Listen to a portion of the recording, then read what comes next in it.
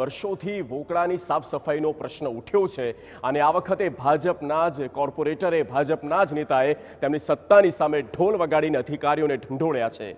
Junagadh ward number 1માં આવતા દોલતપરામાં જ્યાં અનેક વર્ષોથી વોકળાની યોગ્ય સફાઈની ફરિયાદો ઉઠી છે તેવા આક્ષેપ તંત્રના અધિકારીઓ સામે લાગ્યા છે। વારંવાર રજૂઆતો કરવામાં આવી પણ વોકળાની સફાઈ થતી જ નથી, જેના કારણે ચોમાસા વિસ્તારમાં આખો પાણીથી છલોછલ થઈ જાય છે। આ લોકોના ઘરોની અંદર પાણી ઘૂસી જાય છે, છતાં તંત્રની આંખ ઉઘડતી નથી અને સ્થાનિકો તો છોડો, અધિકારીઓ તો નગરસેવકના ફોન પણ ઉચકતા નથી। ત્યારે વોર્ડ નંબર 1ના નગરસેવક અશોક ચાવડાએ સ્થાનિકોને સાથે રાખ્યા અને જૂનાગઢ પાલિકાના ઢોલના ગાજ સાથે વિરોધ કરવામાં આવ્યો અને જવાબદાર અધિકારી જિગ્નેશ ડોડિયા અને અનિલ ગાગિયાને હાર પણ પહેરાવવામાં આવ્યા।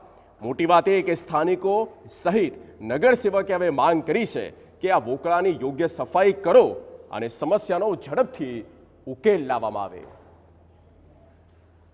અમારે પ્રશ્ન એ છે કે અમારા વોર્ડના કોઈ કામ થતા નથી અને અહીંના અધિકારીઓ ફોન રિસીવ નથી કરતા। અમારા ફોન તો ઠીક છે, પણ અમારા વોર્ડમાંથી ચૂંટાયેલા પ્રતિનિધિઓના કોલ પણ રિસીવ કરવામાં આવતા નથી।